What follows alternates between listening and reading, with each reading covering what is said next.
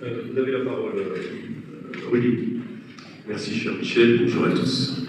J'aimerais aussi remercier Michel Faussard. Je ne sais pas où est-ce qu'il est. Pour l'invitation. Merci, cher Michel. J'aimerais qu'on puisse applaudir cette initiative, si vous voulez bien. Parce qu'elle est utile, elle est conséquente et parce qu'elle est tournée véritablement vers l'intérêt général. Donc moi, je me présente Lutti Casi. Je suis élu à la commune de Saint-Germain-et-Arpajon, en Essonne. Et j'ai la chance d'être le délégué général de l'association des élus de France. Un élément de contexte pour pouvoir rentrer ensuite plus en profondeur dans le sujet qui nous entretient aujourd'hui. Nous, en fait, notre association, l'association des élus de France, elle compte aujourd'hui à peu près 300 membres. Elle existe depuis décembre 2020. Et c'est une association qui a pour objectif de travailler à réduire les fractures qui traversent le pays. On parle de fracture économique, fracture sociale, fracture environnementale, fracture identitaire, territoriale, etc.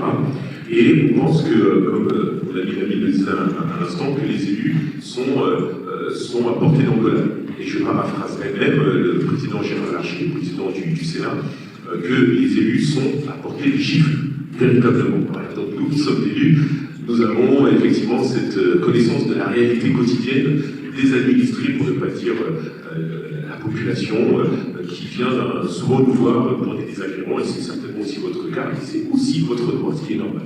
Et donc ça témoigne en fait de cette proximité que nous avons, mais aussi des fractures face auxquelles nous avons à traiter, et autour duquel nous, l'association des élus de France, nous avons décidé de nous organiser au travers de trois axes qui sont notamment l'événementiel. Donc on va travailler sur un certain nombre d'événements qui vont nous permettre de créer du vivre ensemble, dans un esprit de transpartisanisme, de pouvoir adresser des solutions contre les différentes fractures qui traversent notre pays. C'est le cas par exemple d'une opération qui s'appelle Antitour, qui va sensibiliser la population sur le handicap au travers du sport. C'est le cas aussi de l'activité géante des élus qui va avoir lieu ce mois-ci au Sénat. Et l'un des éléments phares qui va aussi permettre de faire une transition, c'est le salon des élus francophones.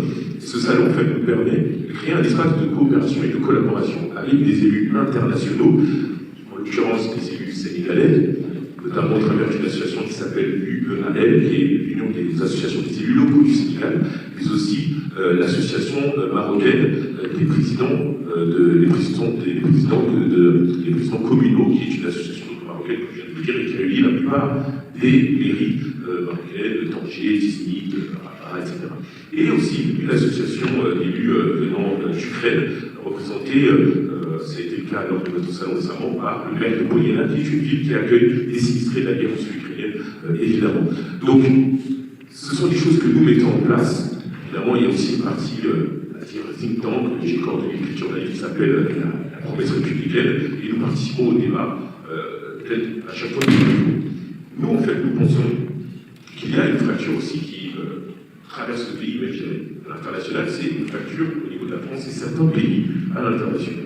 Et donc, la raison pour laquelle nous avons créé le Salon des élus francophones, c'est bien entendu, d'une part, de pouvoir travailler à un espace de collaboration et de coopération avec les associations d'élus internationales, mais aussi, on l'espère, par le truchement de cette opération, de pouvoir recréer du lien avec la France. C'est comme ça qu'on a créé cette convention de partenariat avec l'association marocaine des présidents de conseils communaux. Une semaine après que le président de la République soit allé et par son biais, les relations sont réchauffées, mais à notre petit niveau, si vous le permettez, nous avons aussi travaillé à cela. C'est le cas aussi avec le Sénégal. Nous avons fait une convention de partenariat avec l'Union des associations des élus locaux du Sénégal et avec le maire de Polyana en Ukraine, une ville où nous sommes allés nous-mêmes acheminer 6 tonnes de denrées alimentaires et de produits d'hygiène à destination des sinistrés de cette ville. Et on a fait venir ce maire pour un témoignage, puisque c'est aussi un maire qui porte les armes dans cette contrée.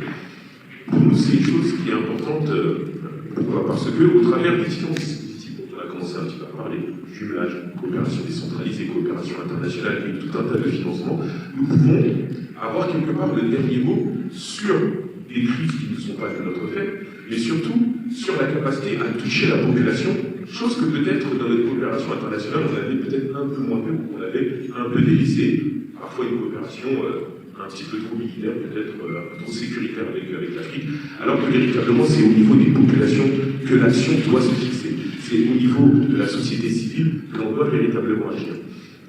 Nous, on a mené une opération notamment avec une université au Maroc qui s'appelle Ibn Toufaï. C'est une fac une fac de sciences politiques qui est rattachée à l'université de Kenitra, je crois qu'il est la plus grande université d'Afrique, 30 000 étudiants, avec pour objectif, pour les élus locaux que nous sommes, c'est de transmettre en fait des échanges de bons procédés, de les exhorter à la bonne pratique politique, à la bonne gouvernance au travers de nos expériences. Et par ce biais, en fait, on a mis en place des voyages thématiques qui permettent à nos élus de se rendre dans les universités marocaines pour pouvoir dispenser de cette bonne nouvelle. Notre objectif, c'est aussi le retour d'expérience. Il y a une collaboration qui est mise en place aussi avec les professeurs universitaires de cette université. Tous ces dispositifs, nous, en fait, on les utilise, mais on souhaite davantage les utiliser. Je ne vous spoil absolument pas un projet sur lequel je suis en train de travailler, notamment à nouveau avec le Sénégal, dans le cadre des Jeux Olympiques de la jeunesse. On a prévu une action de sensibilisation au handicap. Je vous parlais du handisport tout à l'heure, vous voyez, vous avez dit qu'il y avait une transition. Le handisport permet en fait de sensibiliser les jeunes publics sur le handicap. Et on sait qu'on a traité ça un sujet. On sait que c'est un sujet parce que c'est lié aussi à la santé. C'est la manière dont on encadre les personnes en situation de handicap, c'est la manière dont on prévoit un accompagnement de santé, c'est la manière dont on les intègre aussi socialement. Parce qu'il y a quand même un paradoxe en Afrique, c'est que c'est un continent qui va beaucoup intégrer en fait les familles, le sens de la famille est très fort, le respect des anciens, etc. Mais parfois pour les populations qui sont concernées par des maladies génétiques, etc., il y a parfois une sorte de marginalisation qu'on ne comprend pas. Et nous, en fait, avec donc les autorités sénégalaises et avec des associations des élus locaux du Sénégal, on a prévu une action qui va être inscrite dans le cadre des Jeux Olympiques de la jeunesse pour pouvoir sensibiliser la population, mais sur tout un champ, que ce soit sur le handicap, que ce soit sur la santé, que ce soit sur le culturel. L'objectif, c'est vraiment en fait de préparer une nouvelle génération de jeunes Sénégalais et des jeunes Africains en général sur cette capacité en fait à pouvoir changer les regards et préparer l'Afrique à une autre transformation dont on parle moins, celle de la transformation et de l'accompagnement des personnes en situation de handicap, qui est aussi un sujet de santé. Et les personnes en situation de handicap, on parle quand même beaucoup de jeunes. Et l'Afrique aujourd'hui, c'est à peu près 430 millions de jeunes âgés de 15 à 24 ans. Et en 2050, cette population va monter à 450 millions. Donc, que ce soit pour les projets d'alimentation, c'est aussi un de nos sujets, que ce soit pour les sujets de santé, ce sont des sujets qu'il faut véritablement administrer pour préparer un avenir radieux, souhaitons-le, pour l'Afrique en général. Et moi, je finirai là-dessus. Moi, je suis en lien avec une association au Congo-Brazzaville, pays dont je suis originaire, et qui travaille en fait à former les femmes, notamment sur l'indépendance agroalimentaire, agroéconomique, en leur permettant de maîtriser toute la chaîne de valeur du Moringa. Toute la chaîne de valeur du Moringa, qui est une économie agricole qui est en plein essor, parce que c'est une plante c'est une graine qui se plante facilement, etc. Et on a ce projet, c'est notamment une association qui travaille déjà avec les autorités congolaises, notamment avec les chambres de métier et de l'artisanat au Congo. Donc, nous, on a tous les outils dont on peut disposer.